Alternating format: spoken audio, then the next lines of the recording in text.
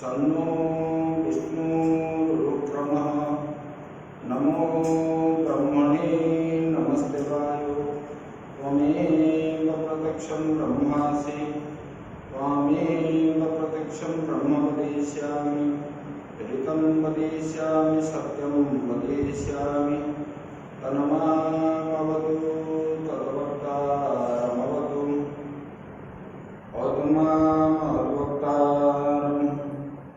ॐ शान्ति शान्ति शान्ति।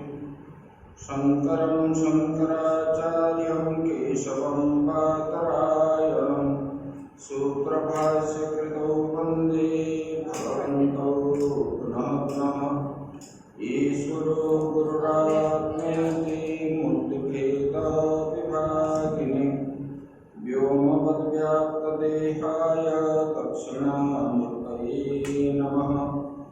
गुरुर्ब्रह्मा गुरुर्विष्णु गुरुर्देवो महेश्वरः गुरुः साक्षात् परं ब्रह्म तस्मै श्री गुरवे नमः। शान्ताकारं भुजगशयनं पद्मनाभं सुरेशं विश्वाधारं गगनसदृशं मेघवर्णं शुभांगं लक्ष्मीकान्तं कमलनयनं योगीर्विद्यानगम्यं वन्दे विष्णुं भवभयहरं सर्वलोकैकनाथं। नारायणं नमस्कृत्य नरं चैव नरोत्तमं देवीं सरस्वतीं व्यासं ततो जयमुदीरयेत्। मूकं करोति वाचालं पङ्गुं लङ्घयते गिरिं यत्कृपातमहं वन्दे परमानन्दमाधवम्। सच्चिदानन्दरूपाय विश्वोत्पत्त्यादिहेतवे तापत्रयविनाशाय श्रीकृष्णाय वयं नमः। ये सच्चिदानंद भगवान की जय। सद्गुरुदेव महाराज की जय। श्रीमद्भागवत महापुराण की जय। ओम नमः पार्वती पते हर हर महादेव। श्री कृष्ण गोविंद हरे मुरारे हे नाथ नारायण वासुदेव। श्री कृष्ण गोविंद हरे मुरारे हे नाथ नारायण वासुदेव। हे नाथ नारायण वासुदेव। हे नाथ नारायण वासुदेव। हे नाथ नारायण वासुदेव। हे नाथ नारायण वासुदेव। श्री कृष्ण विष्णु मधुकैटभारे भक्तानुकम्पिन् भगवन् मुरारे।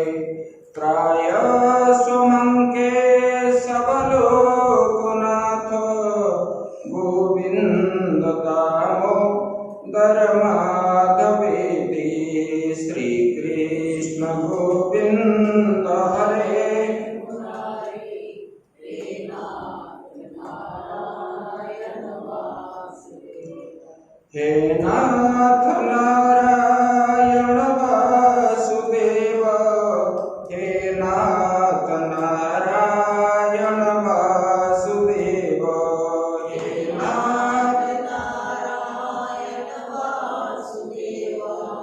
हे नाथ नारायण वासुदेव। विक्रेतु कामाखिल गोपकन्या मुरारिपादार्पित चेतवृत्ति दध्यादिकं मोहवसादवोच गोविन्द दामोदर माधवेति श्रीकृष्ण गोविन्द हरे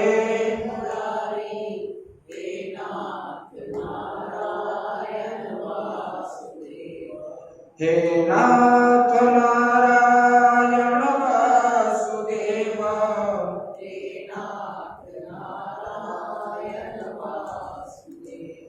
गृहे गृहे गोपवधू कदम्बा सर्वे मिलित्वा समवाययोगे पुण्यानि नामानि पठन्ति नित्यं गोविन्द दामोदर माधवेति श्रीकृष्ण गोविन्द हरे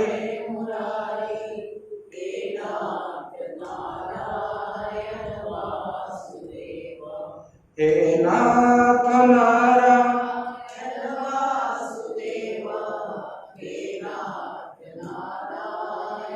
वासुदेव संसार कूपे पतितोऽद्यगाधे मोहान्धपूर्णे विषयाधितप्ते करावलम्बं मम देहि विष्णु गोविन्द दामोदर माधवेति श्रीकृष्ण गोविन्द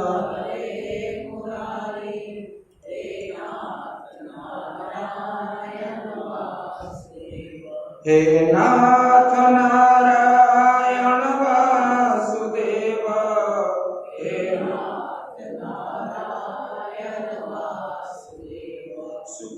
सुखावसाने त्विदमेव सारं दुःखावसाने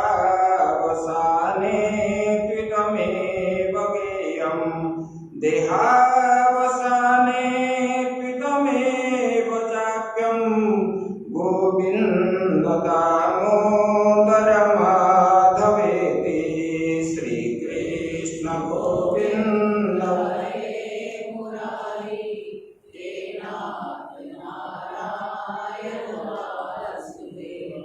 हे नाथ नारायण वासुदेव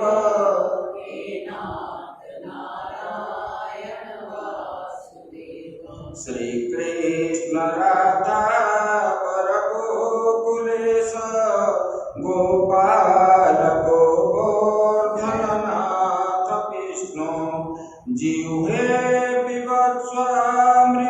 पिबत्स्वामृतमेतदेव गोविन्द दामोदर माधवेति श्रीकृष्ण गोविन्द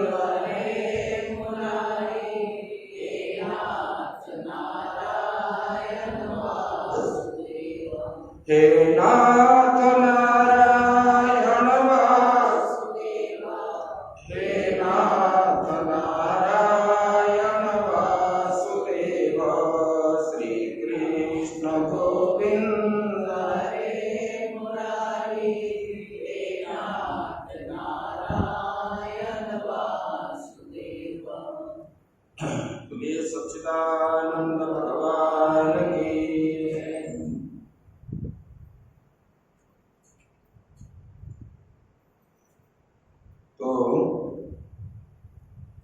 परम ब्रह्म परमात्मा की असीम कृपा से हम लोग जो है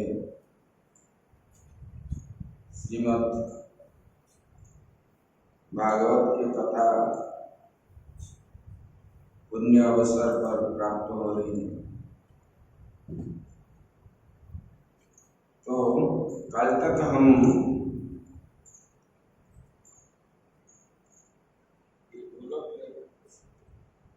वहीं रहते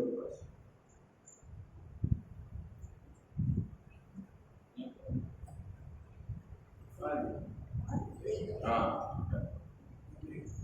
वहीं बताओ ध्रुव जी की कथा श्रवण करते हैं। देखो, भागवत में बता रहे हैं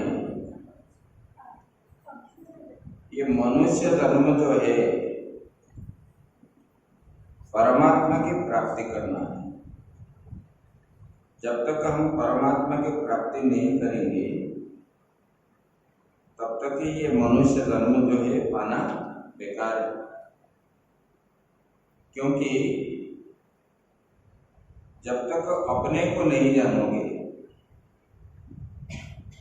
बाजार सामान के लिए जाओगे, अगर बाजार जा करके वापस आओगे तो बाजार जाना क्या है, बेकार है कि नहीं। ऐसे हम यहाँ आए, किस लिए आए? तो यहाँ जो आए इतने सारे 84 लाख प्रकार के जोनि अतिक्रमण करते करते करते आए। हम दूसरे जीव को भी देखते हैं, जितने सारे जीव हैं सबको भय किसका है? सबको भय मृत्यु का है। ना कोई बोलता है मैं मरूंगा, कोई नहीं चाहता। और मृत्यु सबको भय है, चाहे पशु हो, पक्षी हो, चींटी हो, जो भी हो, जितने छोटे छोटे जीव भी है मृत्यु को सब भय है। ये भय से मुक्ति पाने के लिए इसलिए हम क्या प्रार्थना करते हैं? तापत्रय विनाशाय। ये जो भय है मतलब दुख के कारण ही भय होता, कुछ हो जाएगा, ये हो गया, यही भय।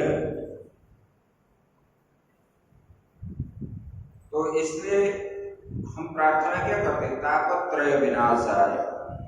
भगवान आपको हम भजन करते हैं कि हमारा ये आध्यात्मिक, आधिदैविक, आदि भौतिक दुख जो है आपके भजन से मिटता है, इसलिए भगवान हमारा भी मिटा दो। कभी बोल दो भगवान के सामने, मुझे पैसा दो, मुझे ये दो, मुझे वो चाहिए, वो चाहिए, ऐसे हम मानते हैं।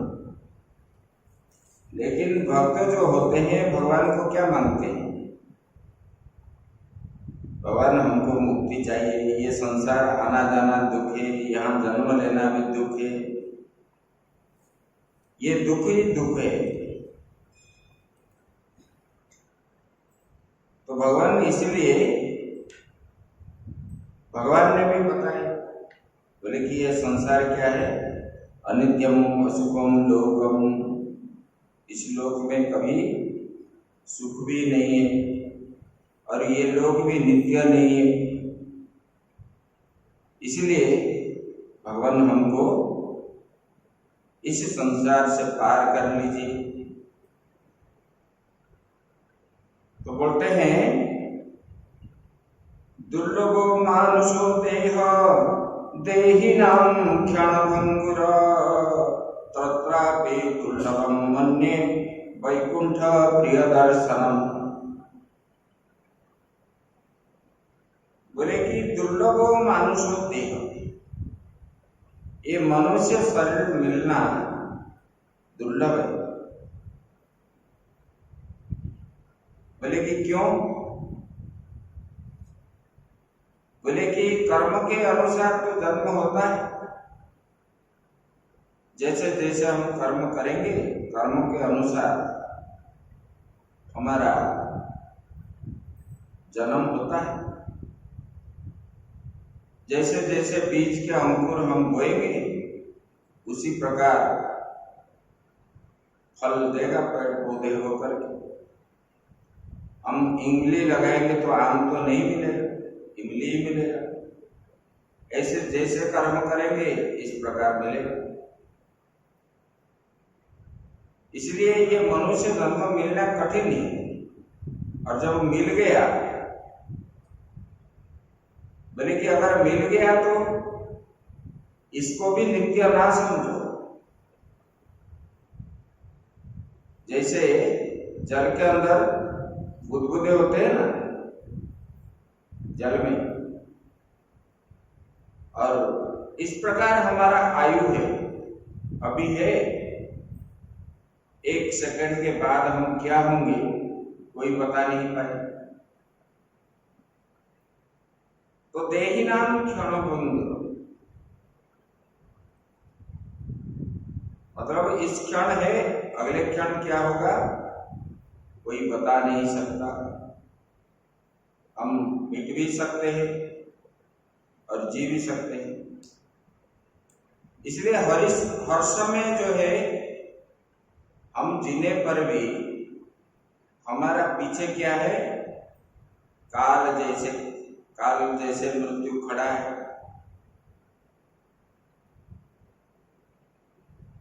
लेकिन हमको क्या मानते, हम लोग क्या मानते हैं, हम कभी मरेंगे नहीं। तब तो राग द्वेष हिंसा आदि मन में होता रहता है, लड़ाई झगड़ा आदि सब करते हैं, राग द्वेष आदि होता रहता है।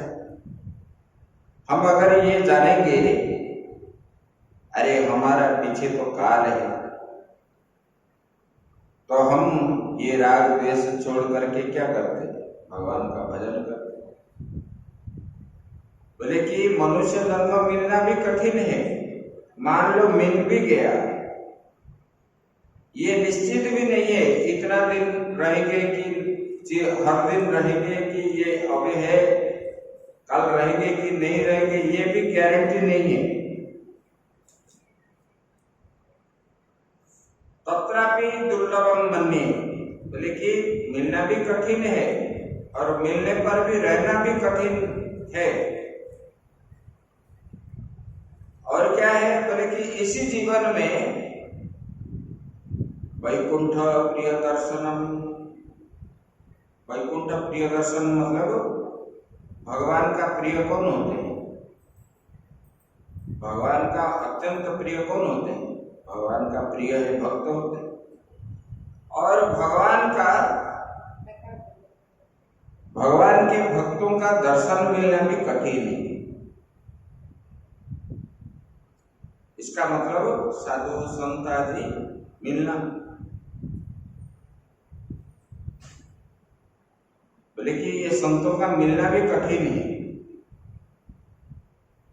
इसलिए ये किसने बताया, राजा निमि ने पूछ रहे हैं नवजोगेश्वर को, आपको आएगा 11वां स्कंद में।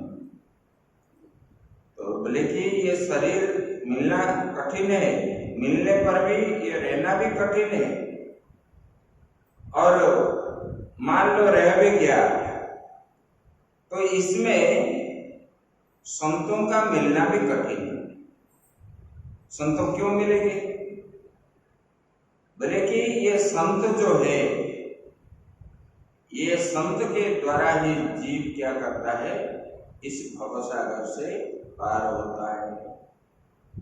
अब आप भजन बोलते हो ना, भवसागर तारण कारण है, रवि नंदन वंदन खंडन है, शरणागत किंकर बीत मने, गुरुदेव दया कर दीन जने, गुरुदेव दया कर दीन जने, गुरुदेव दया कर दीन जने, तुति कंदर काम सभास्वर है,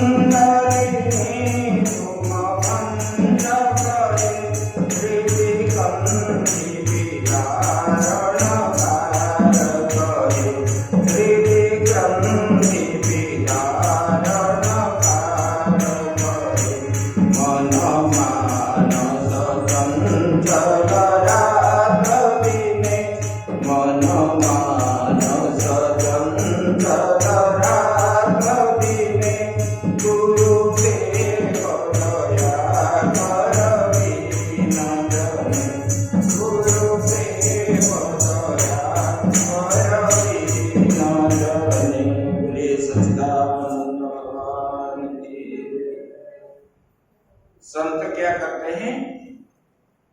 गुरु के रूप में आकर के इस भव सागर से पार करते हैं। संत के अतिरिक्त कोई भी इस संसार से पार नहीं करता। इसलिए ये भव सागर को पार करने वाला नाविक जो है गुरु ही होते हैं, संत होते हैं। इसलिए संतों के साथ संग करना चाहिए। रामायण में बोलते हैं ना, बिनु सत्संग विवेक न होई, राम कृपा बिनु सुलभ न सोई। राम सिया राम जय जय राम, राम सिया राम। मृग मंगलमय संत समाजो, जो जग जंगम तीरथ राजो। राम सिया राम जय जय राम, राम ओ राम भग जहाँ सुर सरि धारा, सरसरि ब्रह्म विचार प्रचार। राम सिया राम जय जय राम, राम बोले सच्चिदानंद भगवान की जय। तो बोले कि बिनु सत्संग विवेक न होगी। सत्संग जब करेंगे तो विवेक होगा, क्योंकि हमारा गलतियां हम पकड़े। हम किसी विषय में मन जो जाता है तो विषयों से मन को हम रोक लेते हैं और परमात्मा में लगाते हैं। ये विश्व के अंदर रोग का निवारक जो होते हैं कौन है? गुरु है। डॉक्टर के पास आप जाते हैं रोग निवारण के लिए, गुरु के पास क्या क्यों जाते हैं? संसार से पार होने के लिए।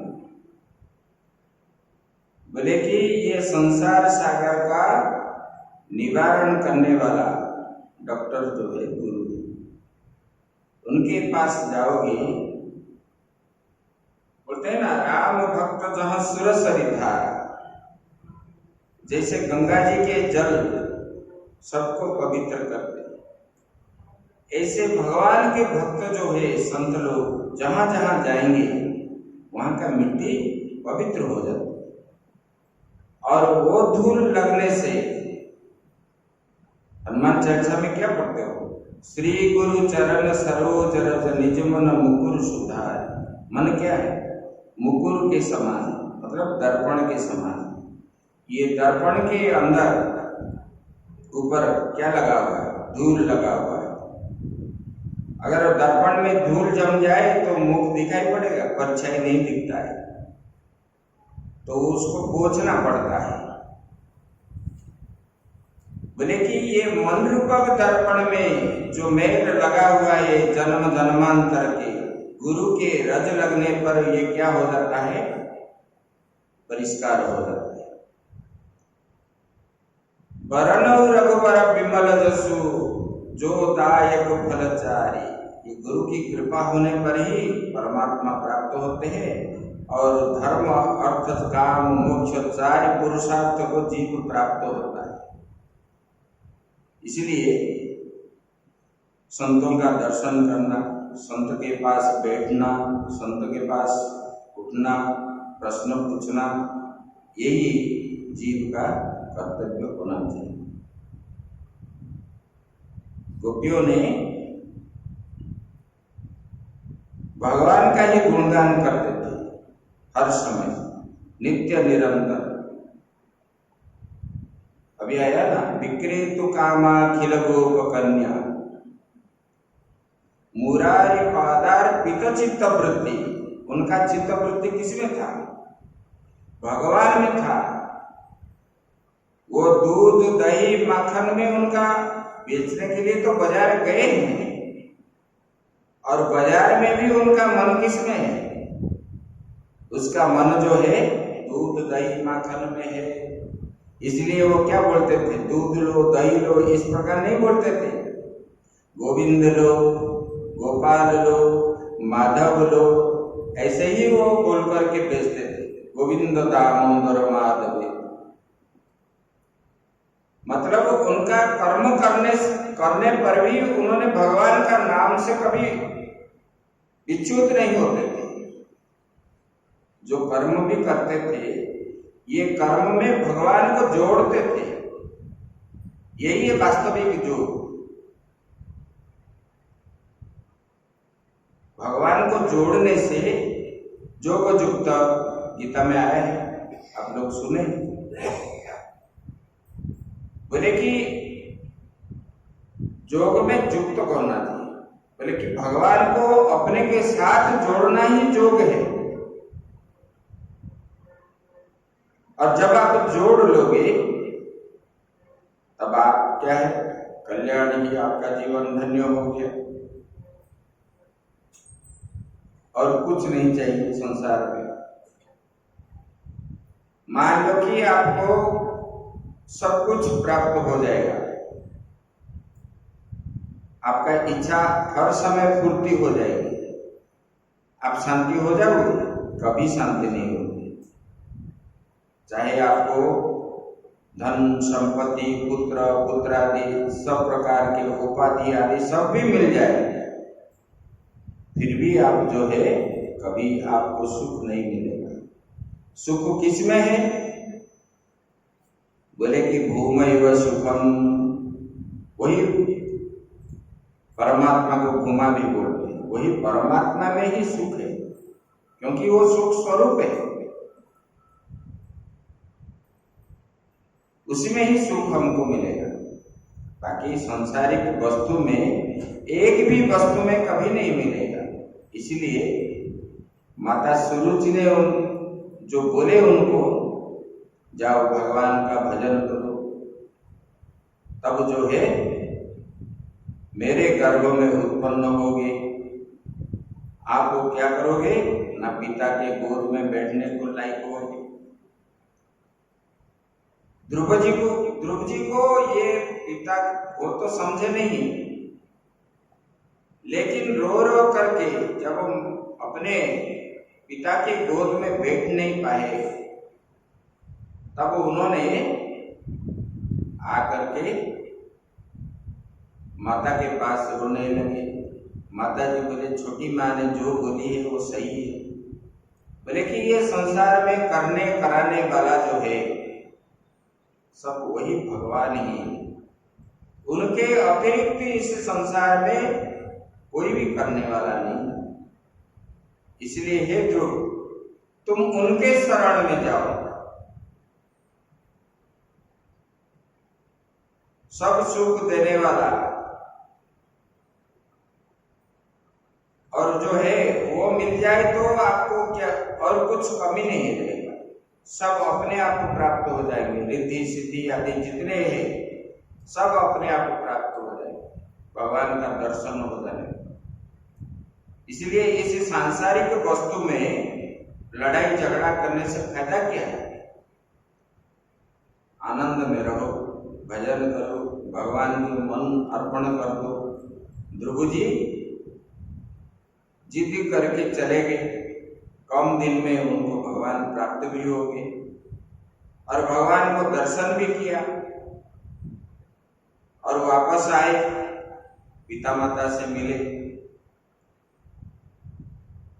और जो है भक्त जो होते हैं सांसारिक वस्तु को कभी सच नहीं मानते, क्योंकि सत्संग के द्वारा उनका अंतःकरण पवित्र हो गया है। इसलिए ये वस्तु को वो नहीं चाहते, कभी भी नहीं चाहते। और उन्होंने हर समय चाहेंगे भगवान का भजन हमारा कैसे करेंगे, चाहे दर्शन मिले या ना मिले, लेकिन भगवान का भजन हो, कीर्तन हो, मनन हो, यही लक्ष्य वही होना चाहिए। गोपियों ने भगवान को अहर्निश चिंतन करते थे। देखो, भगवान ने जब मथुरा चले गए, भगवान बोल के गए थे कि मैं खूब कम दिन में आ जाऊंगा वापस। जिस दिन गए उसी दिन के बाद सब गोपियों ने अपना अपना गृह कर्म आदि करके जल्दी जल्दी पूरा करके जा करके मथुरा के रास्ता में इकट्ठा होकर के बैठ रहे थे, हमारा लाला आएगा। देखो, चिंतन कहाँ पर है? भगवान है, भगवान में ही है उनका चिंतन। हम भगवान का दर्शन करेंगे, भक्त का मन में यही होना चाहिए। भगवान का दर्शन, भगवान के विच्छेद से ही अश्रु निकलना चाहिए। भगवान का भजन नहीं हुआ, इसके मतलब इसलिए अश्रु होना चाहिए आंख में। भगवान के लिए ही सब कुछ, मन में दुख आदि होना चाहिए, तब जाके भगवान प्राप्त होंगे। तब ध्रुव जी ने कम दिन में तो पा गए, फिर जो है आए और राजा उत्तानपाद ने ध्रुव जी को कुछ दिनों के बाद राज्याभिषेक कर दिए और उत्तानपाद वानप्रस्थी बन करके जंगल में चले गए। ये राजा जब बन गए तो ये जे प्रजापतिर्तु हितरम शिशुमारस्य वै ध्रुव उपये मे भ्रमिं नाम तत्सुतौ कल्पवत्सरौ। बोले कि ध्रुव में प्रजापति शिशुमार की कन्या भ्रमि के साथ विवाह किया और उसके कल्प और वत्सर 2 पुत्र हुए। अरे मोबाइल से वो स्विच ऑफ क्यों नहीं करते? बीच में घंटी क्यों बजती है? 1-1.5 घंटा भी बंद नहीं कर पाते आप लोग?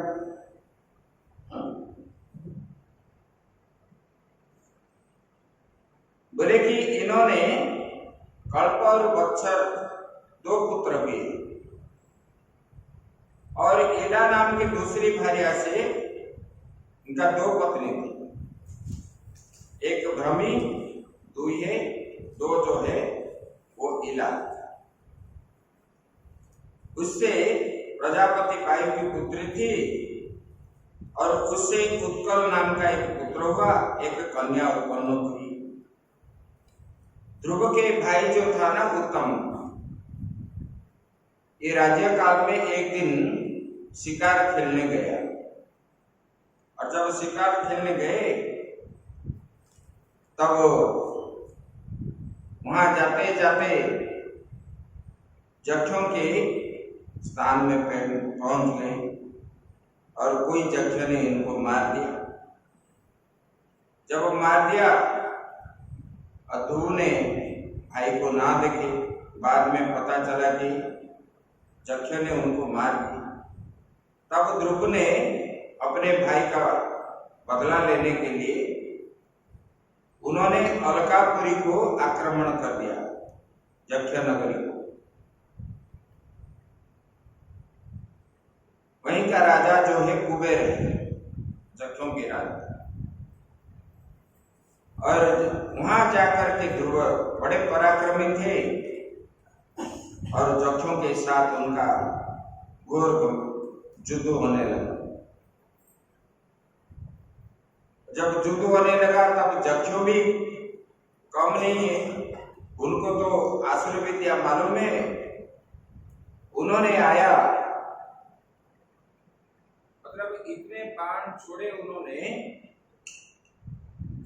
तो उनको जो है, उनको इतने बाण छोड़े, ये बाण से ध्रुव जी का रथ जो है ढक गया। तब देवता लोग का हाहाकार हो गया, बोले कि भगवान के परम भक्त है ध्रुव को और कोई बचा नहीं पाएगा।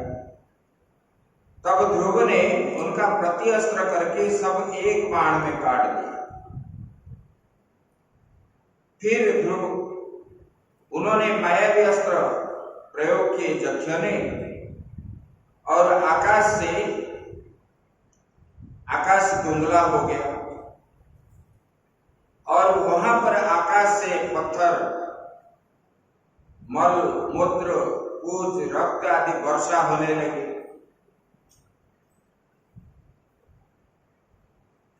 और ध्रुव को जक्षों ने और दिखाई नहीं दी। तब ध्रुव ने प्रत्यस्त्र करके वो मायास्त्र को काट दिए। फिर जक्षों के ऊपर एक साथ 50-100 बाण इत्यादि छोड़ने लगे। तब जक्ष जो है घबरा गए, किसका हाथ कटा, किसका पैर कटा, कोई मर गया, इस प्रकार। तब सब भीतग्रस्त हो गए। तो बोले कि ये सब देख करके उन लोगों के साथ घमाघोट युद्ध होने लगा। तब जक्ष फिर भी युद्ध नहीं छोड़े, करने लगे। कोई किसी से कम भी नहीं है। वो मरने पर भी ध्रुव जी जो है अकेले, वो जो है हजार फिर भी अकेले युद्ध करने लगे। फिर आकाश में, स्वर्ग में मनु देखे, और मनु जो है उनके दादाजी ध्रुव जी का, उन्होंने आकर के उपदेश करने लगे। बोले कि ध्रुव, किसी एक जक्ष ने मारा आपके भाई को, आप इतने सारे जक्षों को दंड दे रहे हो, और आप जो है, आपको ये शोभा नहीं देता। बोले किस लिए? आप भगवान का परम भक्त हो और भगवान का आराधना किया, फिर इधर दंड दे रहे हो। तितिक्षया करुणाया मैत्र्या चाखिल जंतुषु समत्वेन सर्वात्मा भगवान संप्रसीदति। बोले कि भगवान के भक्त जो है उनके पास तितिक्षा होना चाहिए, त्याग आदि होना चाहिए, और उनके पास करुणा होना चाहिए, दूसरे के प्रति दया दिखाना चाहिए, और सबके साथ मैत्री भाव होना चाहिए, किससे बैर नहीं करना। ये अपना ही है, सब ये संसार अपना है। किस लिए?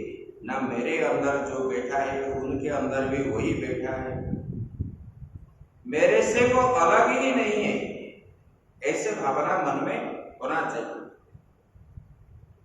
बोले कि केवल मनुष्य ही नहीं है, बोले कि अखिल जंतुषु, चराचर जगत में जितने जीव जंतु हैं, चींटी को भी मारना नहीं चाहिए, मच्छर को भी मारना नहीं चाहिए। हमारा सूक्ष्म शरीर जो है, उन लोगों के अंदर जो सूक्ष्म शरीर है वही है, हमारा स्थूल शरीर भिन्न है। लेकिन संसार में जितने सारे जंतु, जीव जंतु आदि है, सब में आत्मा के रूप में परमात्मा ही बैठे हुए हैं। बोले कि सबको क्या देखना चाहिए? समत्वेन, समभाव देखना चाहिए। बोले किस लिए? सर्वात्मा भगवान संप्रसीदति, सबके अंदर वही परमात्मा जो है आत्मा के रूप में है। बोले कि देखो, बोले कि आपके भाई को मारने वाला जख्य जो है, सारे जख्य नहीं है।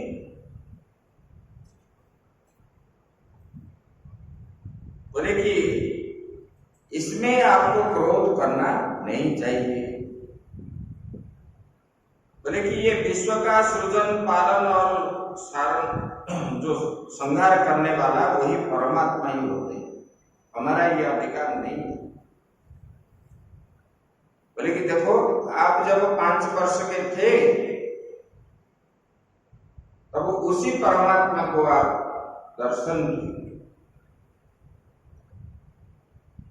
और उत्तम पद को आपने प्राप्त किया।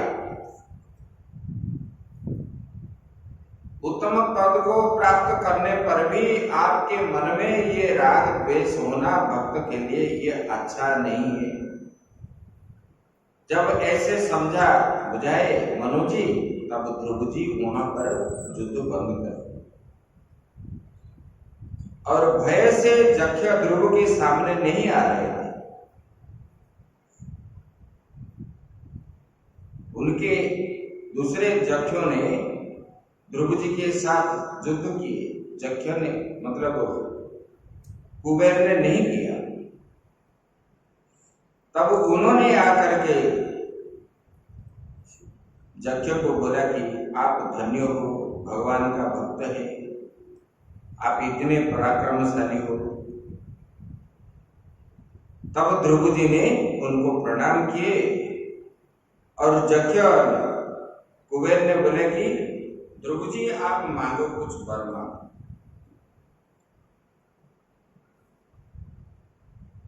जब वो बोले तब ध्रुव जी क्या बोले? बोले कि हे भगवान, अगर मैंने आपका बहुत नुकसान पहुंचाया, फिर भी जख्य ने भी मतलब कुबेर ने, वो कुबेर कौन है? वो कुबेर भी रावण का भाई, भगवान शंकर जी के बड़े भक्त है।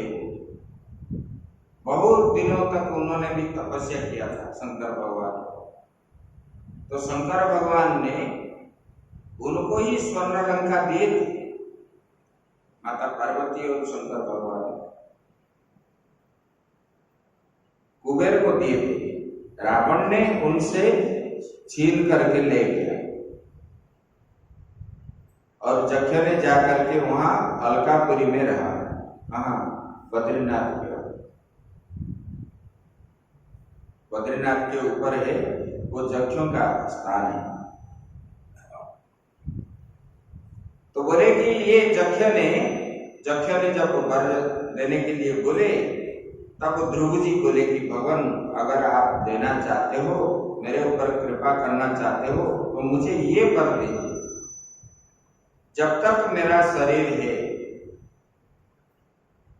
बोले कि तब तक मेरा जो है भक्ति भगवान के चरणारविंद में ही होना चाहिए और मुझे दूसरा कुछ वर्ण नहीं चाहिए। देखो, भगवान का भक्त का लक्षण यही है, वो कभी धन नहीं चाहता, मान नहीं चाहता, उपाधि नहीं चाहता, सम्मान भी नहीं चाहता। वो क्या चाहता है? वो चाहता है कि मुझे भगवान का दर्शन कैसे हो, भगवान का नाम का स्मरण हो, भगवान का मनन हो, भगवान के लिए कर्म ही मुझे मिले नित्य नैमित। ऐसे मन में भावना होना चाहिए, तब जाके ये सब भागवत में किस लिए दिए। व्यास जी ने उपस्थापना किस लिए की ना? इसको पाठ करने से हमारा मन में, कि इसको सुनने से भगवान के प्रति उन लोगों ने ऐसे किए, हम भी इस प्रकार भगवान का भजन करेंगे। क्योंकि ये मनुष्य जो है, ये अनुकरणशील प्राणी, बंदर जैसा है, दूसरे से सीखता है। इसलिए यहाँ पर उन्होंने उपस्थापना किए कि ये सब भक्तों का लक्षण बताने से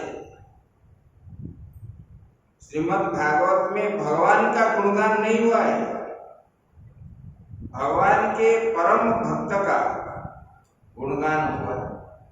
इसलिए हुआ कि जो लोग श्रवण करेंगे, साधन का मार्ग है, कैसे भक्ति करना चाहिए, भक्ति कैसे होते हैं, योग कैसे होते हैं, लोग योग कैसे करते हैं, कपिल भगवान ने माता देवहूति को बता दिया स्पष्ट रूप से। इसलिए ये श्रीमद् भागवत जो है श्रेष्ठता है। इसलिए भगवान के भक्तों के कथा गुणगान भागवत में होने के कारण ये श्रेष्ठ ग्रंथ माना गया। बोले कि इस प्रकार कुबेर को बोले, मुझे भगवान में ही भक्ति दो। उसके बाद आए, फिर जो है बहुत यज्ञ करवाए ध्रुव जी ने। अब बहुत प्रजाओं को, अपने प्रजाओं को भगवान में कैसे मन लगे, भगवान का कैसा भक्ति है, यज्ञ के माध्यम से उन्होंने शिक्षा दिए। फिर अपने पुत्र को सिंहासन पर बैठाए, बैठा करके जंगल में चले गए और वहां जाकर के वानप्रस्थी, वानप्रस्थी मतलब वन में जाना है, वन में जाना है। तो वन में जाकर के वानप्रस्थी क्या कर, देखो हमारा 4 आश्रम है, ब्रह्मचर्य, गृहस्थ, वानप्रस्थ और सन्यास। ये ब्रह्मचर्य में क्या है ना, गुरु के पास रह करके सेवा करना और गायत्री करना है, त्रिसंध्या करना है, गुरु की सेवा करना है। गुरु जो बोलेंगे, जो निर्देश देंगे, चाहे गौ सेवा हो, चाहे मंदिर पूजा हो, चाहे जो भी, उनको मतलब प्रेम से उसको ग्रहण करके नित्य उसी में ही जो आज्ञा दी है उसी से ही मन लगाना चाहिए। तब जो है मन परमात्मा में लगेगा। गुरु जो बात बोलेंगे श्रद्धा पूर्वक, उसके बाद जब उनको 25 साल हो जाए, पढ़ाई आदि पूर्ण हो जाएगा, ज्ञान प्राप्त हो जाएगा गुरु से, ये जो क्या शिक्षा है, ये शिक्षा जो है बाह्य का शिक्षा है। इससे सुन लिए, गुरु से हो या कोई संत से हो, सीख लिए, जान लिए, मतलब ये थियोरिटिकल हो गई, प्रैक्टिकल शिक्षा उसमें का। तो गुरु से आज्ञा लेकर के, एक तो गृहस्थ बनना है तो घर में जाना है, अगर सन्यास बनना है तो जंगल में जाना है, परिव्राजक होना है। तब गुरुजी पिता माता को बुलाएंगे और वहां पर जो गृहस्थ पढ़ाई के बाद आश्रम से कोई गृहस्थ बनना है तो पिता माता के साथ घर चल जाता है, और जो परिव्राजक होना है वो भी पिता माता के आज्ञा लेकर के वही सन्यास लेकर के वो परिव्राजक होकर के घूमता रहता है, अहम ब्रह्मास्मि, यही साधन करेगा वो नित्य निरंतर। और घर में आने वाला जो है, गुरु जी से जो शिक्षा मिला है, तो त्याग वैराग्य होकर के, देखो गृहस्थ को भी बताया गया है ब्रह्मचर्य का पालन करना है, बोले कि धर्म रक्षा करने के लिए हमारा जो परंपरा है, कुल धर्म है, संतान उत्पत्ति करना, क्योंकि वो पितरों को पानी देने के लिए संतान उत्पत्ति करना मतलब आवश्यक है। बोले कि संतान उत्पन्न हो गया, उसके बाद ब्रह्मचर्य का पालन करना है। ब्रह्मचर्य पालन करके भगवान में ही मन लगाना चाहिए, त्याग वैराग्य पूर्वक, निष्ठा के साथ। ऐसे 50 साल तक घर में गृहस्थ जीवन में भी दान पुण्य आदि करना है और त्याग वैराग्य में रहना है, नित्य जाप आदि करना है गुरु मंत्र का, नित्य घर में यवन आदि करना चाहिए, अतिथि सेवा करना है प्रेम से। कोई आया, कोई भूखा है, कोई प्यासा है, कोई रोगी है, इन लोगों की सेवा भी हमारे सक्षम के अनुसार जितना हो सके इतना करना चाहिए। गृहस्थ 50 साल हो गया तो अपना व्यापार आदि छोड़ करके गृहस्थ में जो कर्म किया, गृहस्थ धर्म रहकर उसमें पुण्य पाप आदि है, उसके बाद घर को त्याग करके जंगल में जाना है। आजकल तो जंगल है ही, जंगल जाओगे तो माओवादी मिलेंगे, उग्रवादी मिलेंगे, नक्सल मिलेंगे, इसलिए एकांत कुटिया आश्रम को जाना है और वहां जाकर के क्या करना है वो बता रहे हैं कि वानप्रस्थी होने के बाद भिक्षावृत्ति नहीं, बोले कि कंदमूल आदि खाकर फलाहार, ऐसे 25 साल रहना है। बोले कि खा करके क्या करोगे, बोले कि नित्य निरंतर भगवान का जाप करना है, ध्यान करना है, मनन करना है, चिंतन करना है। यही श्रवण मनन निधिध्यासन ये बता दिया। एकांतवास बताया, किससे भी मिलना नहीं है, ना पत्नी से, ना पुत्र से, ना भाई से, किसी से भी नहीं।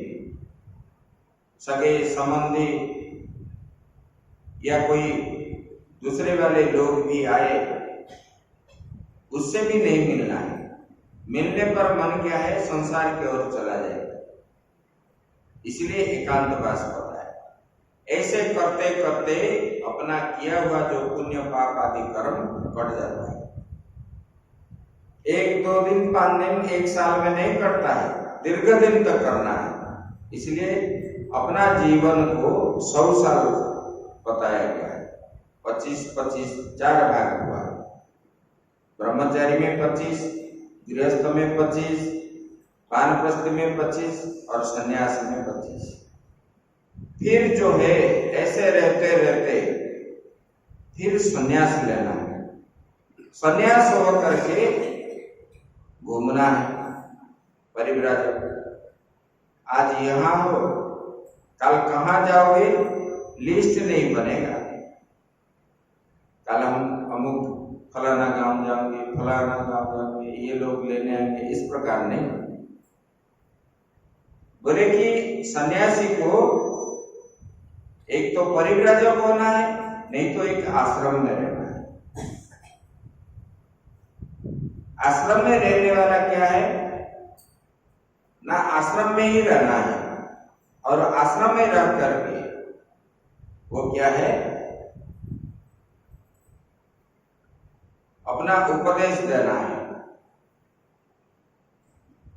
चिंतन मनन परमात्मा में रख करके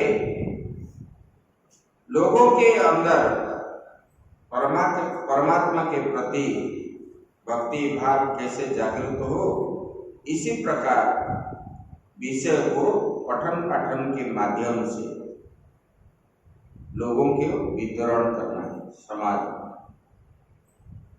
और जो परिव्राजक वाले भी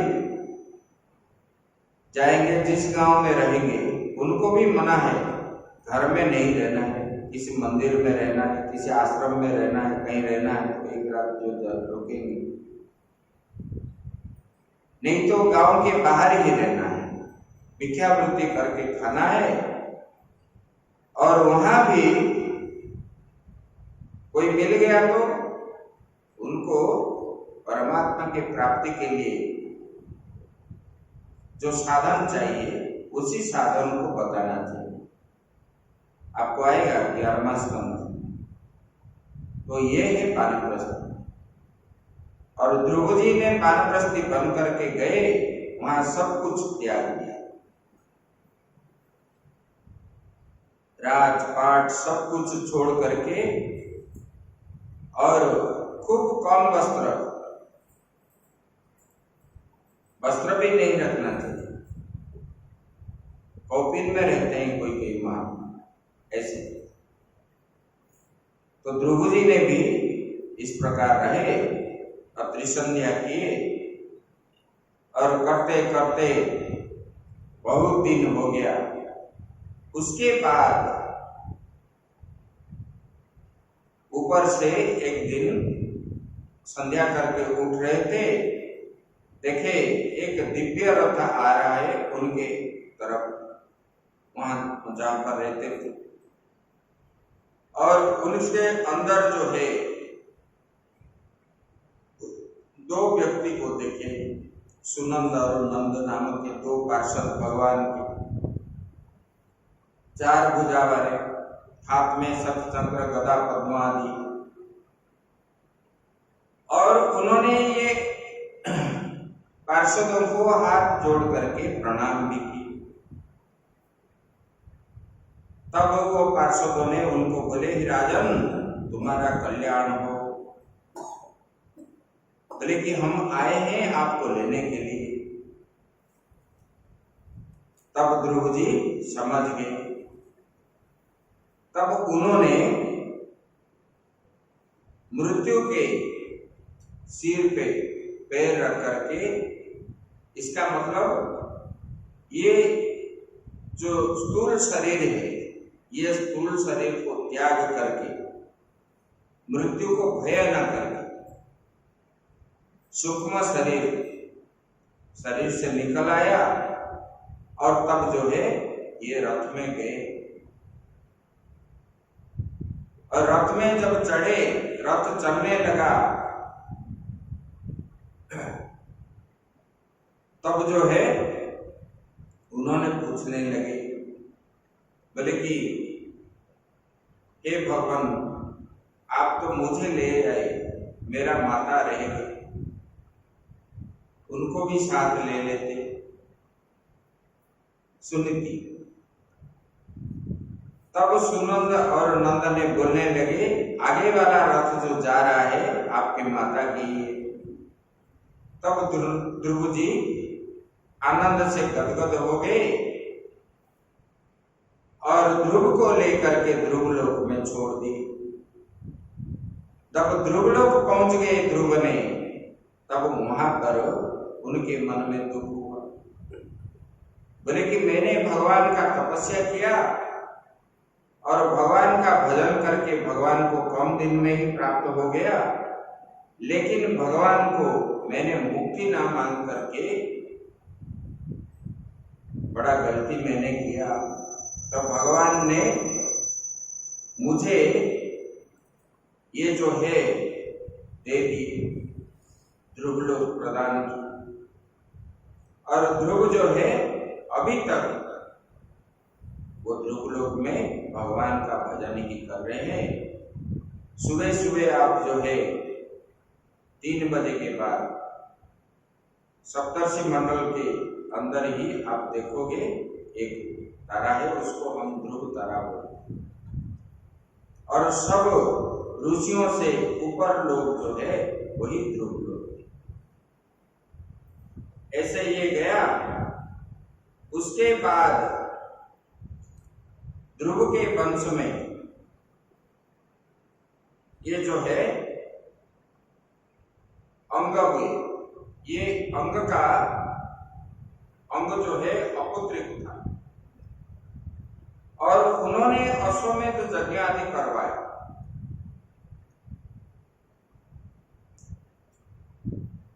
और अश्वमेध यज्ञ करवाया, तब ऋषि ने बोलने लगे कि हे राजन, हम जो आहुति देते हैं देवता लोग लेते नहीं।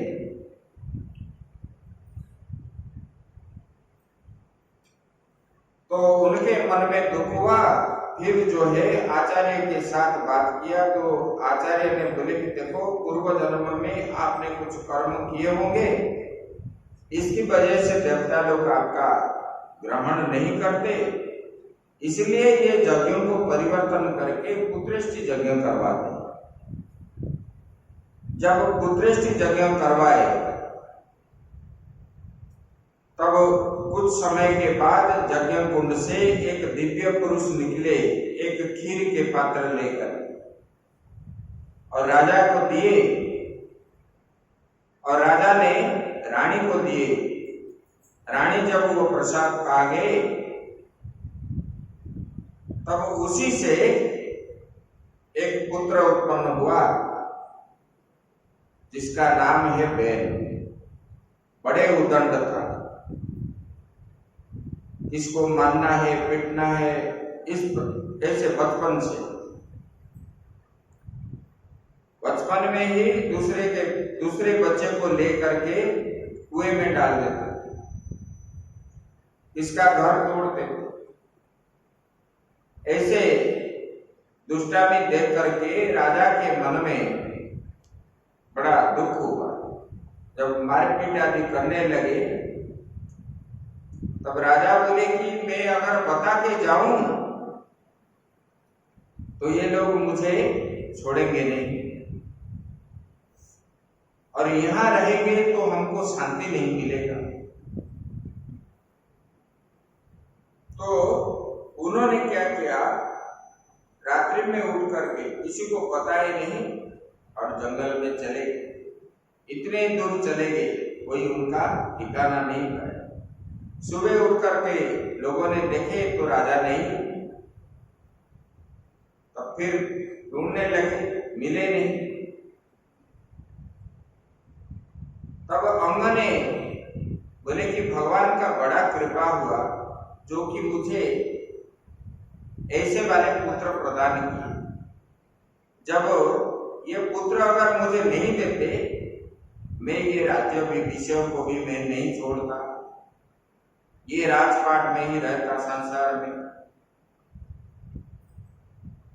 तब भगवान का भजन करने के लिए मुझे अवसर प्राप्त नहीं होता। और भगवान ने जानबूझ करके मेरे कल्याण के लिए दिए हैं। आजकल के लोग क्या बोलते हैं, दुखी होते हैं, अरे इतना धन संपत्ति छोड़ करके कैसे जाएंगे, बोलते हैं कि नहीं बोलते? एक क्षण भी घर नहीं छोड़, बोले यार इतना कष्ट से मेहनत करके मैंने बनाया, कैसे छोड़ दूं? ऐसे तब ये राजा विहीन होने के कारण चोरी डकैत राज्य में हो गए। तब उसी समय जो है राजा अगर नहीं है तो राजा के जो राजगुरु रहते थे,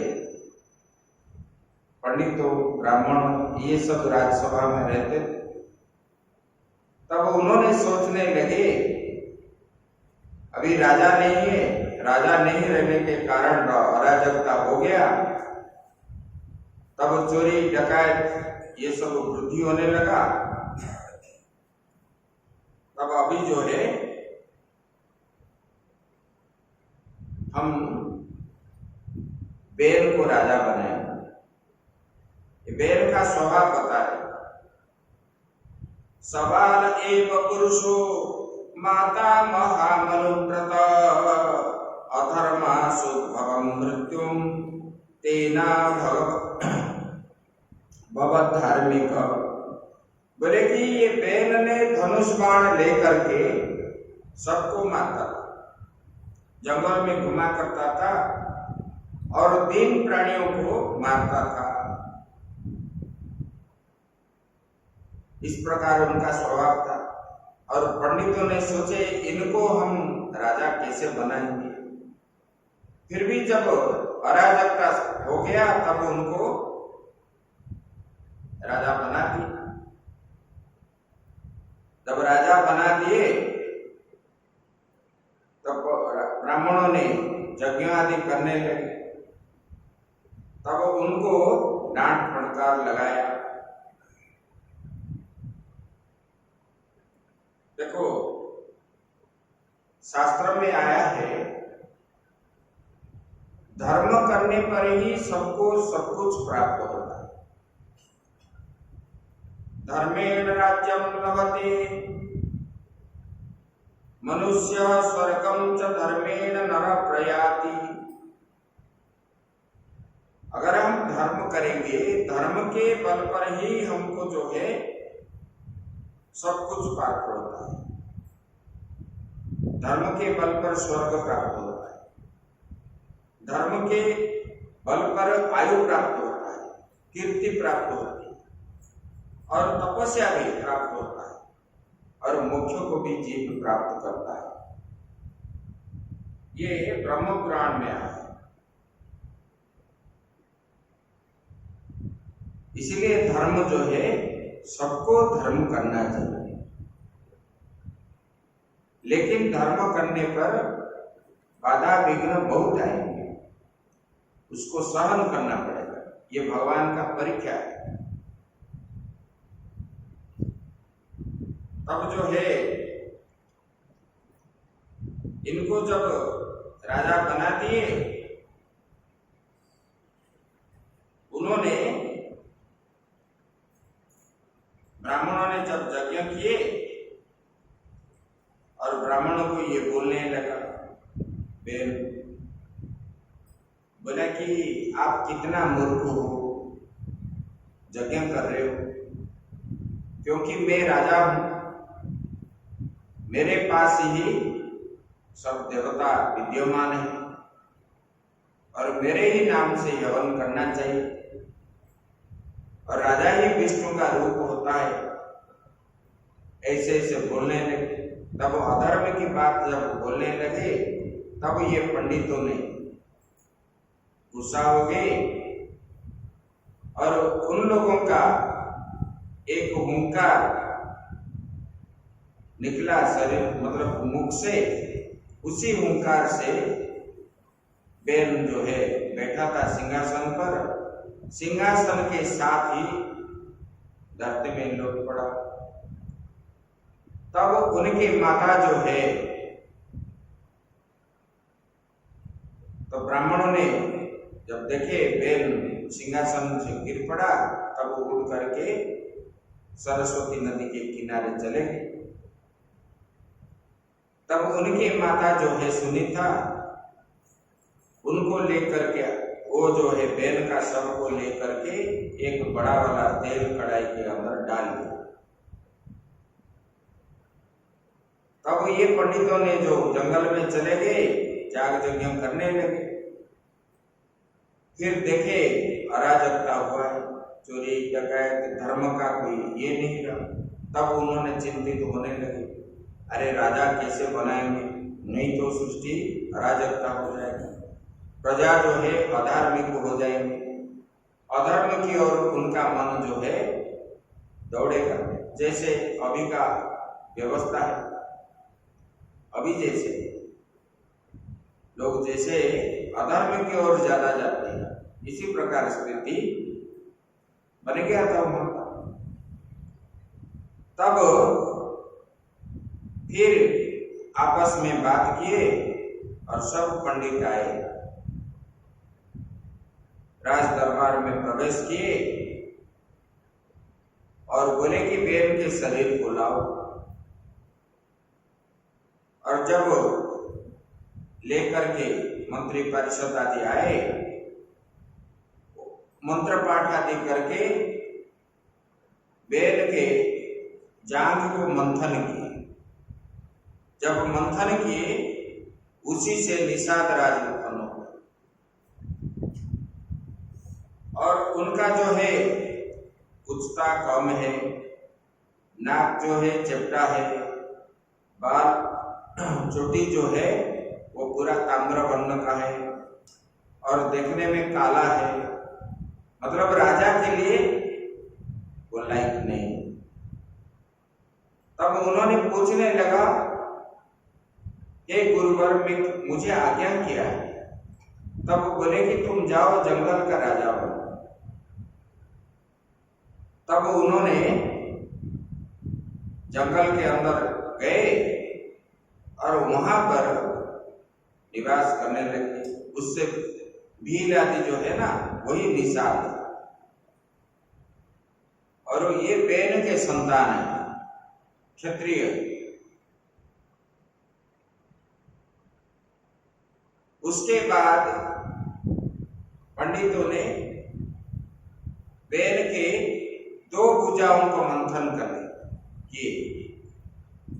भुजाओं को जो मंथन किए, एक भुजा से राजा पृथु उत्पन्न हुए, ये राजा पृथु, और दूसरे भुजा से अर्ची उत्पन्न हुए। ये भगवान का एक अवतार है। पृथु और अर्ची जो है लक्ष्मी का अवतार है। बोलिए पृथु भगवान की जय। जब उत्पन्न हुए तब जो है बंदीजन, प्रजाजन सब लोग उनके स्तुति गान करने लगे। तब राजा पृथु ने बोले, मेरा स्तुति करना कोई आवश्यकता नहीं है, क्योंकि मैंने तो अभी आया और मैं आप लोगों के लिए कुछ नहीं किया। और ब्रह्मा जी भी ब्रह्मलोक से आए और देवता लोग भी आए। पृथु पुष्प वृष्टि कराए ऊपर से। और ब्रह्मा जी जब उनके हाथ देखे तब उनके हाथ में चक्र चिन्ह है। तो ये विष्णु के अवतार मान करके उनको सब स्तुति जब करने लगे तब पृथु बोले मैं तो अभी आया, मैं आप लोगों के लिए कुछ नहीं किया, तब मेरा स्तुति क्यों कर रहे हो? तब सब लोगों ने बोले कि भगवान आप तो भगवान का अवतार है, ये संसार का कारण आप ही है और आपके अतिरिक्त इस संसार में कुछ भी नहीं है, इसलिए हम लोग जो है आपका ये करते हैं। उसके बाद पृथु को राजा बनाए। पृथु जब राजा बने, प्रजाजन आकर के प्रणाम किए। प्रजाजन को देख करके राजा पृथु ने बोले कि आप इतना दुबला पतला क्यों हो? तो बोले कि भगवान हम क्या करें, हमको भोजन नहीं मिलता। बोले सस्य आदि उत्पादन पृथ्वी से नहीं होते? बोले कि नहीं। बोले कि पृथ्वी अपने गर्भ में ही रख लेती है।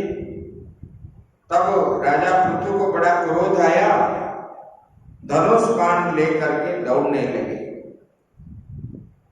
और पृथ्वी को मारने के लिए जब धनुष बाण लेकर के उद्यत हुए तब पृथ्वी ने गो रूप धारण कर दिया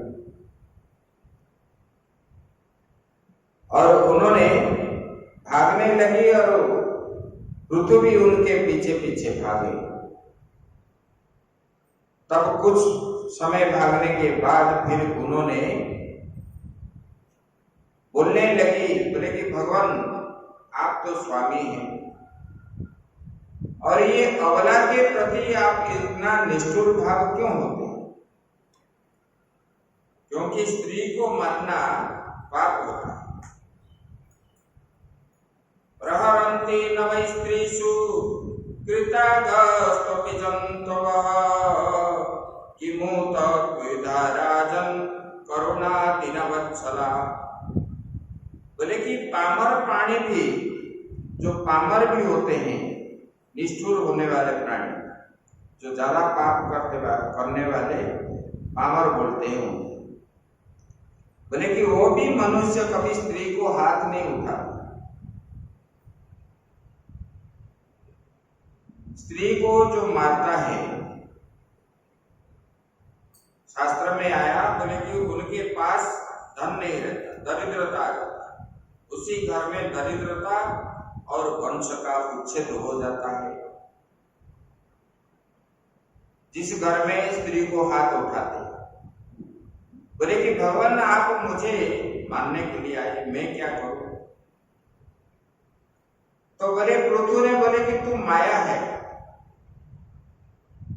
और माया से गौ बन गई और प्रतिदिन पेट भर के भूसा खाती हो किंतु दूध नहीं देती आप, इसलिए तू जो है अपने अंदर छुपा करके रखती हो दूध, इसलिए तुझे मरना चाहिए। बोले कि भगवान मैं क्या करूं? बोले कि जो है आप क्रोध शांत कीजिए। बोले कि विभिन्न उपाय के द्वारा आप किसी को बछड़ा बना दीजिए और मुझसे ले लीजिए। तो मैंने ये जो अंदर रखा अधर्मी राक्षसों से बचा करके मैं अंदर ही रखा। तब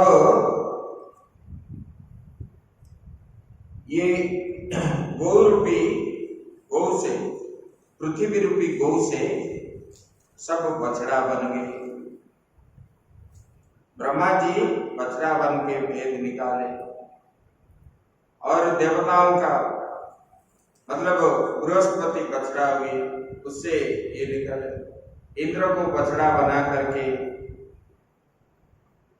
अमृत निकाले, राक्षसों को बछड़ा बना करके मतलब सुरा निकाले दारू दारू, और मनुष्य बछड़ा बन के व्रीहि आदि निकाले मनु को बछड़ा बनाए। ऐसे सब बछड़ा बने और दुग्ध पान किए, और वही पृथ्वी रूपी गौ माता से व्रीहि आदि सब निकाले। तब राजा पृथु ने उसी समय पृथ्वी जो है ऊंचा नीचा ऐसे समान नहीं था,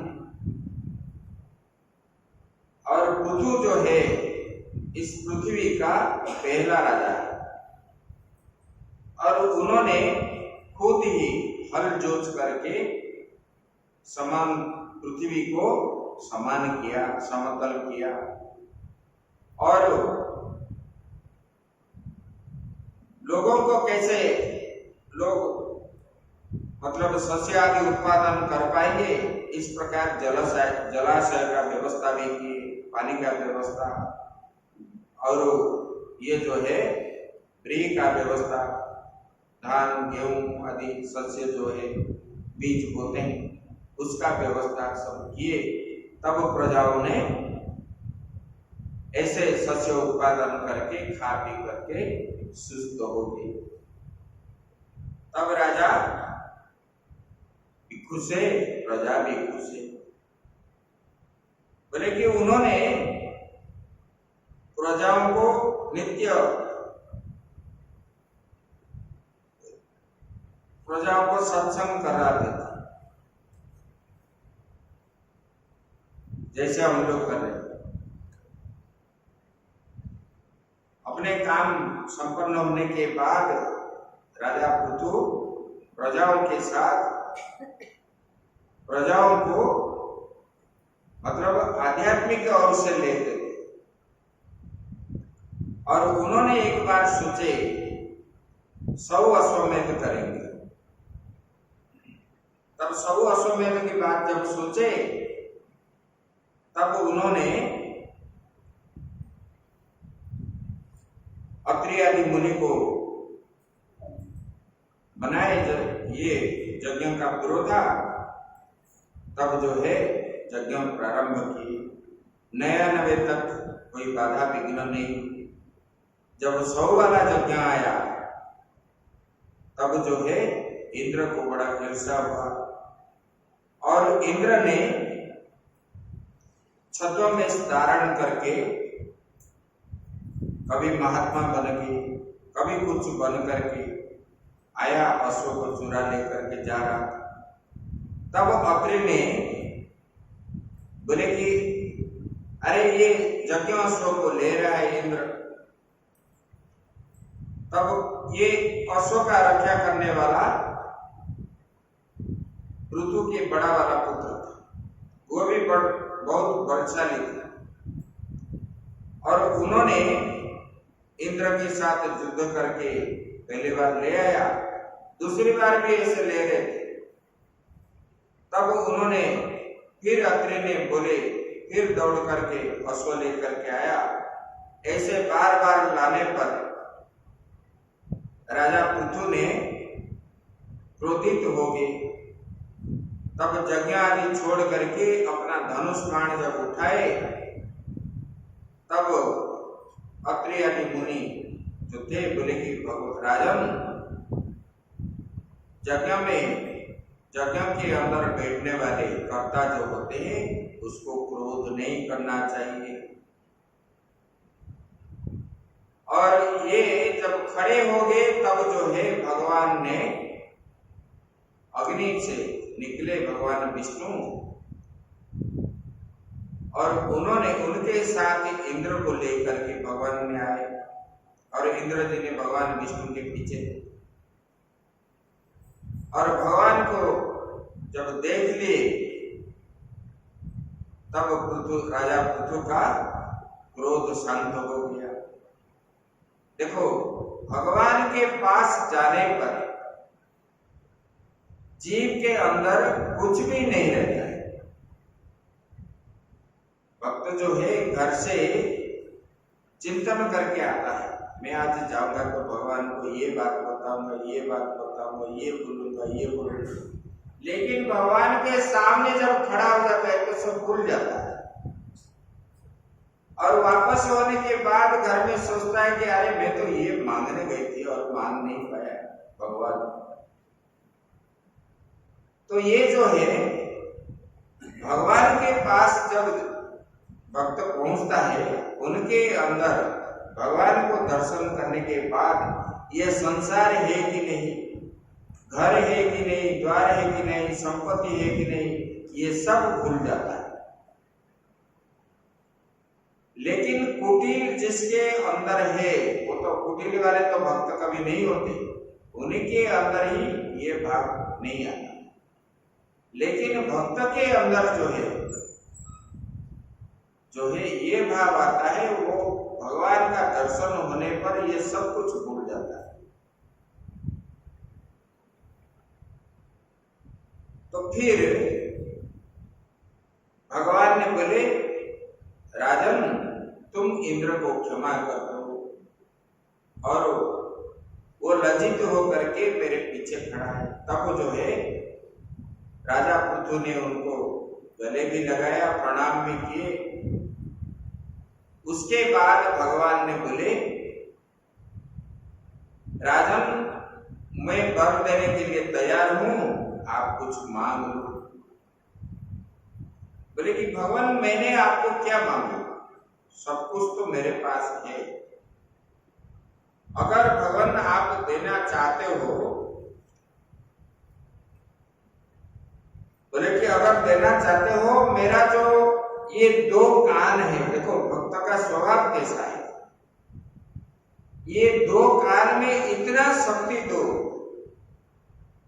मतलब हजारे कानों में जितना हम सुन पाएंगे, ये वही 1000 कानों का शक्ति मुझे ये दो कान में दो। आपके कथा, आपका गुण, आपका भजन ज्यादा से ज्यादा मैं कैसे सुन सकूं, इतना शक्ति मुझे दो और मुझे कुछ नहीं चाहिए, ऐसे बोलने देते। देखो भगवान का चिंतन करने से, भगवान का स्मरण करने से ही जीव को कभी दुख नहीं आता है, ये भागवत में बता रहे। विपदो विपदो नैव संपदो न च संपदा, विपद विस्मरणं विष्णु संपन्नारायण स्मृति। ये जो विपद है, ये विपद विपद होकर के नहीं रहता। जब भगवान का हम स्मरण करते, ये क्या बन जाता है, संपत्ति ही बन जाता है, आनंद ही प्राप्त होता है। और भगवान को मिल जाने पर सब कुछ आनंद ही आनंद है, क्योंकि दुख और नहीं रहता। इसलिए भक्त जो है हर समय भगवान का ही चिंतन करता है, क्योंकि भगवान का चिंतन करने पर उनको कभी ये नहीं आता, दुख नहीं आता, और वो आत्मा संतोष लाभ करता है। बोले कि ऐसे भगवान विष्णु अदृश्य हो गए, और भगवान विष्णु, ये राजा पृथु ने अपने प्रजाओं को धर्मोपदेश दे रहे थे। बोले कि देखो ये जो है भगवान का चरण कमल के ही चिंतन करना चाहिए। बोले कि भगवान के चरण कमल को चिंतन करने से, सेवा करने से प्रतिदिन, बोले कि ये संसार में जो रोग है, संसार रोग के द्वारा जो पीड़ित होते हैं लोग, संसार का जो उताप है, वो उताप से उत्तप्त और नहीं होते, वो शिथिल बन जाता है। संसार का रोग उसको स्पर्श भी नहीं करता। लेकिन पद्मिनी जलबिंदु, जैसे जल के अंदर कमल के पत्ता को जल स्पर्श नहीं करता, रहने पर भी जल के अंदर कमल का पत्ता तो है, लेकिन जल जो है उसको स्पर्श नहीं करता। ऐसे परमात्मा का नाम लेने पर संसार में रहने वाला प्राणी को संसार का ताप जो है उसे ग्रसित नहीं करता, स्पर्श नहीं करता। दुख आएगा अपने आप चला जाएगा, दुख आपको स्पर्श नहीं करेगा। हमारा कुछ कमी होने के कारण ही हमको दुख प्राप्त होता है। भगवान के भजन में, भगवान के कीर्तन में, भगवान के स्मरण में हमारा कमी होने के कारण ही हमको क्या मिलता है? ये सांसारिक दुख आदि जो प्राप्त होता है इन्हीं की वजह से।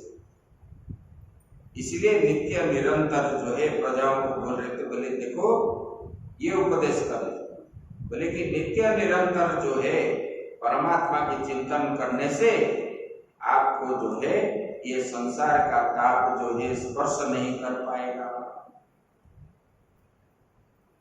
बोले कि अंदर में अंतःकरण में जो संचित पाप आदि है, स्टॉक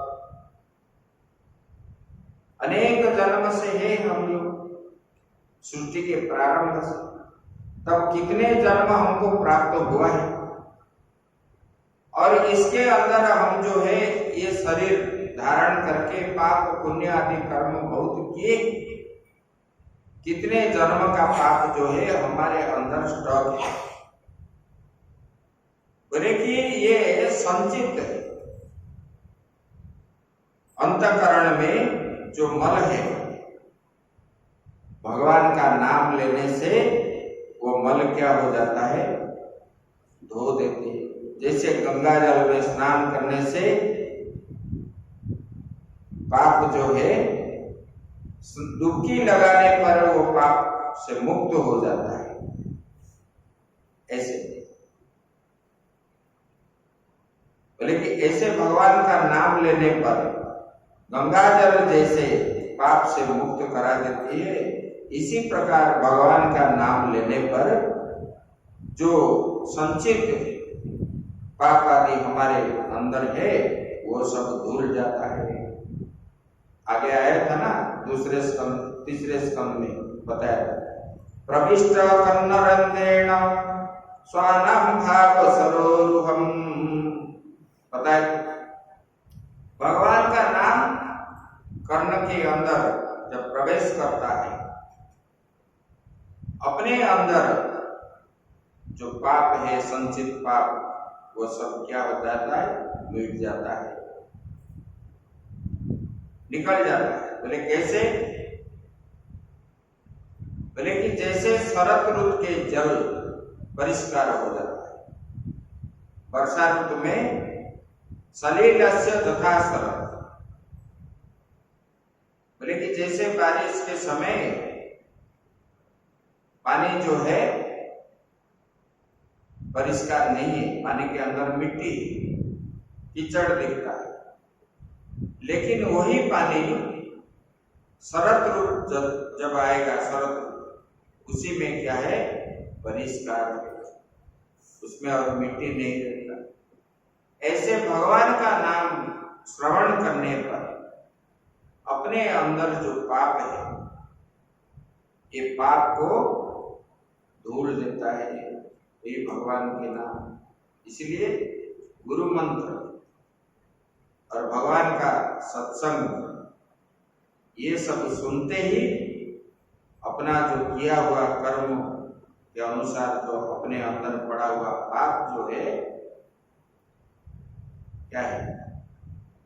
जैसे अच्छे अच्छे डिटर्जेंट लाते हो ना कपड़ा साफ होने के, इसके अंदर भी ये भगवान का नाम भी अच्छे अच्छे डिटर्जेंट है, पूरा साफ हो जाता है और एक भी पाप नहीं बचता। अपना कर्म भी ऐसे करना चाहिए। मान लो कि आप गंगा में स्नान करोगे, बोले कि मेरा पाप मिट गया। फिर गंगा स्नान करके आओगे, किसी को मारोगे, झूठ बोलोगे, चोरी करोगे, दुष्कर्म करोगे, फिर पाप नहीं लगेगा? लगेगा। गंगा स्नान करने पर भी लगेगा, लेकिन हमको प्रायश्चित करने के बाद और दूसरी बार नहीं करना है तो लगेगा नहीं। मन में दुख होगा अपने आप को, अरे मैंने ऐसा काम कर दिया, फिर कभी दोबारा हम नहीं करेंगे। जब अपने आप सोचना करोगे, दोबारा नहीं करोगे, तब जो है और नहीं लगेगा। फिर इधर प्रायश्चित करोगे, इधर फिर दोबारा करोगे। तो ये प्रायश्चित का महत्व क्या है? तब ऐसे अपने भगवान को, परमात्मा को अपने प्रजा कैसे प्राप्त होंगे, भगवान अभिमुखी कैसे होंगे, इसे प्रेरणा राजा पृथु ने अपने प्रजाओं को दे रहे थे। और वहां पर जो है उसी राज्यसभा में, उनकी राज्यसभा में ऋषि, मुनि, सिद्ध, गंधर्व बहुत आदि, और उसी सभा मंडप में थोड़ी ही देर में आकर के पहुंचे। जनेषु प्रकुणत्सु पृथु पृथुल विक्रमम् ततो पजरमुर्मूर्ध्नम् अयश्चत्वार सूर्यवर्चसः। बोले कि वहां चत्वार, चार भाई जो है सनक, सनंदन आदि, और सूर्य जैसे चमक रहे आकाश में, इसी प्रकार राज्यसभा के ऊपर ही ये चारों भाई जब आए, तब सूर्य चमकने वाले जैसे ऐसे पृथु को दर्शन हुआ। और उनको देखते देखते ये सनत कुमार, सनंदन, ये सब जो है पृथु के राज्यसभा में पहुंचे। और राजा पृथु ने खड़े होकर के उनको दिव्य आसन दिया और उनको आद्य अर्घ्य आदि दे करके पूजन आदि किए। फिर उनको उच्च आसन पर बैठाए। बोले कि भगवान, जिस महागुण भगव के दर्शन से भगवान का दर्शन हो जाता है, क्योंकि भगवान का भक्त जो है भगवान जैसे ही है, क्योंकि वो हर समय जो है भगवान का ही चिंतन करता रहता है। इसलिए भक्तों को दर्शन करने से भगवान को दर्शन करना जैसा है। पहले लोग क्या करते थे, तीर्थों को जो जाएगा, आने पर गांव में उनको सब प्रणाम करते थे, चाहे छोटे हो बड़े हो जो भी हो, क्योंकि उन्होंने भगवान का दर्शन करके आया, स्नान करके आया और उनको जो है भगवान का सानिध्य उपलब्ध किया, इसलिए उनको सब प्रणाम करते थे।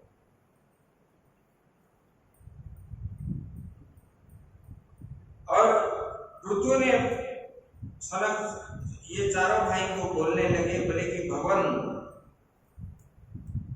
मेरा तो भाग्य उदय हो गया है। जैसे आप लोग जैसे विरक्त संत और नित्य निरंतर परमात्मा का दर्शन करने वाले आप लोग मेरे राज्यसभा में आए और मुझ पर भगवान का अत्यंत कृपा दृष्टि है। किसी जन्म में कोई पुण्य कर्म किया हूं, इसीलिए भगवान आप लोग जैसे दिव्य विभूतियां मेरे राज्यसभा में आए। तब उन्होंने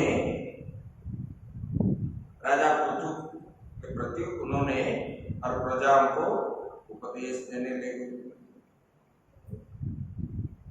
संगमः खलु साधूनां मुभयेषां च सम्मतः। बोले कि सत्पुरुषों का संग जो है ये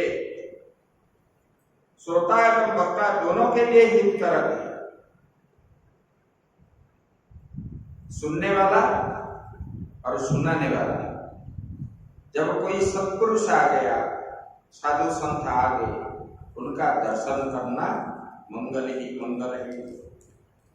बोले कि ये सत्संग जो है मनुष्य के लिए पारसमणि जैसा है।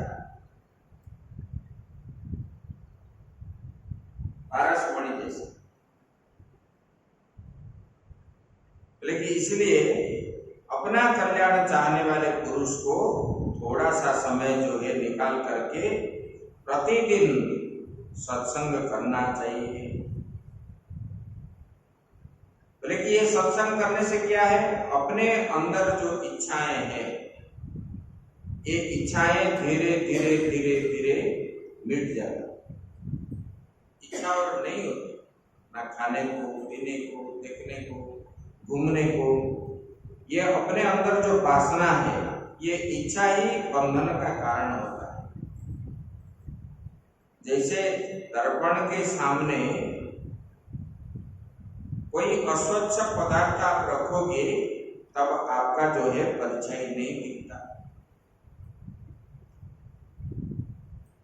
मान लो कोई कपड़ा रख दिए, कोई पेपर रख दिए, तो परिचय देख सकते हो? नहीं देख सकते। उसको हटाने पर ही आप देख सकते हो। इसलिए अपने अंदर जो है परमात्मा तो है आत्मा के रूप में, लेकिन अपने अंदर जो विषय वासना आदि है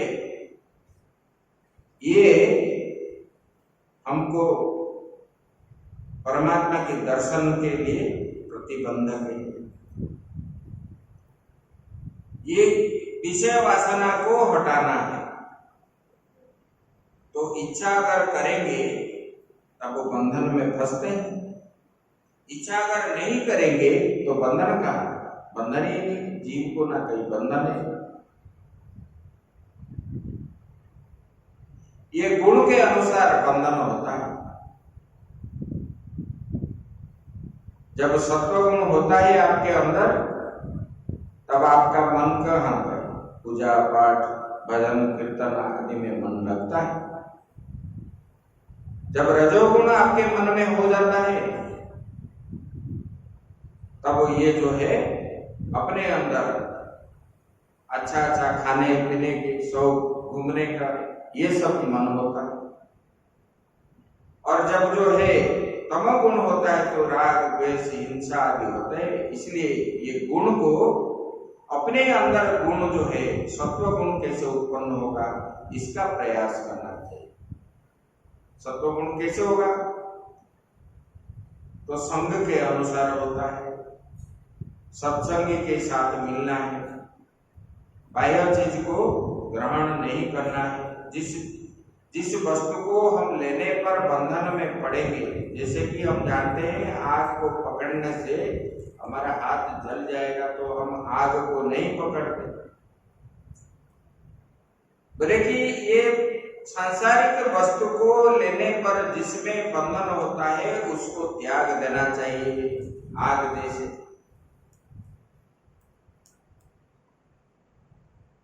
जैसे हम बंधन में ना पड़ेंगे, इसी प्रकार हमको कर्म करना चाहिए। ऐसे ऐसे उपदेश किए। बोले कि त्याग करके एकांत में निवास करना चाहिए, यम नियमों का पालन करना चाहिए, इंद्रियों को अपने बस में करना चाहिए, तब जाके मन भगवान में लगेगा। इधर खाएंगे पिएंगे, अच्छा अच्छा दामी दामी चीज पहनेंगे और जो है बोलेंगे कि हमको भगवान प्राप्त हो जाए, कभी नहीं।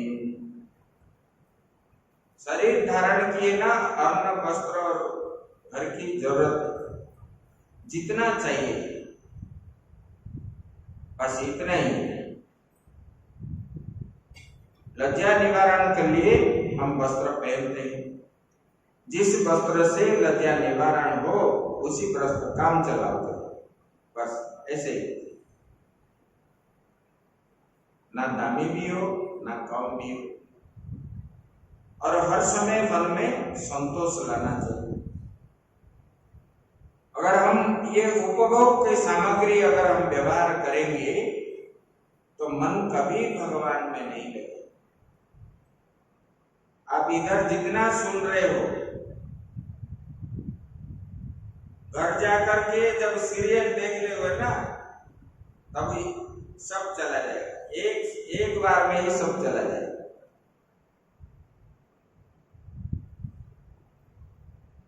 यहां से जाने के बाद 1 घंटा अगर घर में भागवत पाठ करोगे, जिस विषय का हुआ है उसी को पाठ करोगे, तो मन देखो कैसे लगेगा।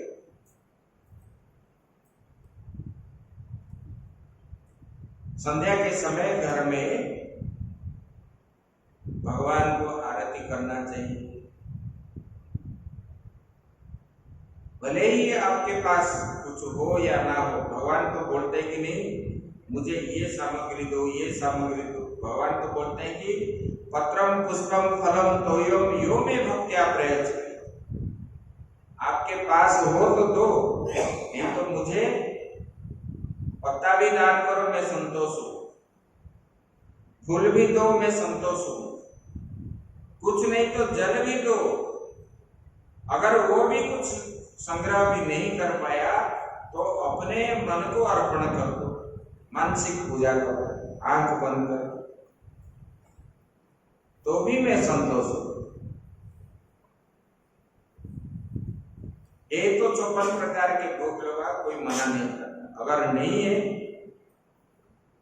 तो कुछ भी आप अर्पण करो, क्योंकि अर्पण करने से मन में क्या होता है, नम्रता भाव होता है और मन को संतोष मिलता है। जिस दिन आप किसी को खिलाओगे वो पेट भर के खाएगा, तब उनको जितना संतोष नहीं होगा आपको इतना संतोष होगा। अरे मैंने उनको आज भोजन करवाया, यही संतोष। भगवान को अर्पण करके खाओगे, लोग क्या मिल जाता है तो भगवान को अर्पण नहीं करते, तुरंत ही मुख में डाल देते। ये सारा सामग्री जो है अपना ही कुछ नहीं है, उनका दिया हुआ है, इसलिए उनको अर्पण करके पाने से वो प्रसाद बन जाता है। वो प्रसाद के रूप में हम प्राप्त होंगे, तब जो है हमारा भाव भी इस प्रकार रहेगा।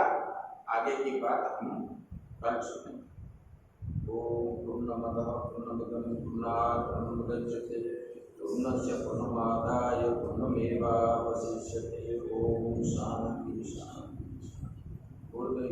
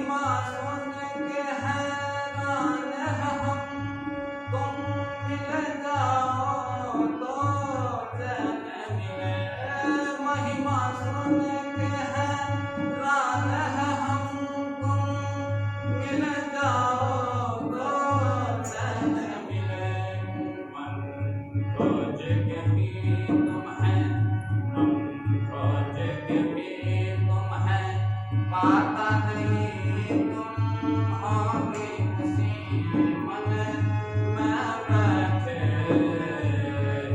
मुरलीधर सनिया मोहन हम भी तुमको दिल बैठे राजेश्वर राजा राम तुम्हीं राजेश्वर राजा राम तुम्हीं प्रभु योगेश्वर घनश्याम तुम्हीं राजेश्वर राजा राम तुम्हीं प्रभु योगेश्वर घनश्याम तुम्हीं हरे बने कभी मुरली बजाय यमुना तट नीलधर मैं बैठे मुरलीधर सनिया मोहन हम भी तुमको दिल बैठे मुरलीधर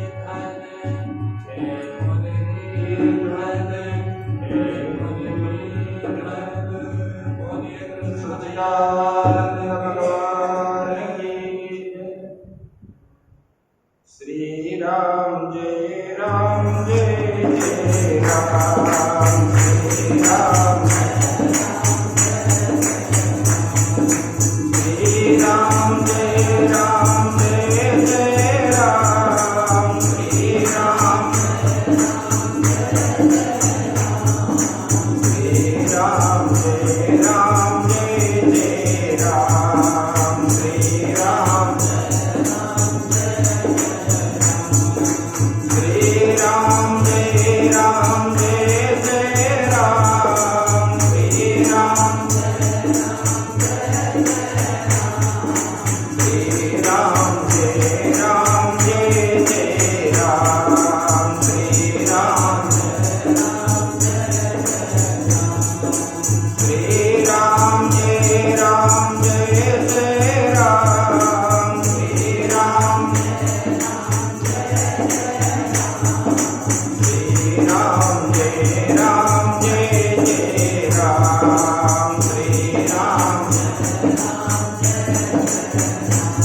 सच्चिदानंद भगवान की सद्गुरुदेव महाराज की श्रीमद् भागवत महापुराण की धर्म की अधर्म का प्राणियों में विश्व का गौ माता की गौ हत्या गंगा जमुना मैया की नर्मदा मैया की बद्री विश्वाल भगवान की द्वारिकाधीश भगवान की रामेश्वर भगवान की बलभद्र स्वामी की सुभद्रा माता की जगन्नाथ स्वामी की चक्र सुदर्शन की श्री पंकी बिहारी लाल की गिरिराज महाराज की राधा रानी की काशी विश्वनाथ भगवान की राम लाला की पवन सुत हनुमान की आद्य गुरु शंकराचार्य भगवान की अपने अपने गुरु महाराज की आज के आनंद की ओम नमः पार्वती पते हर हर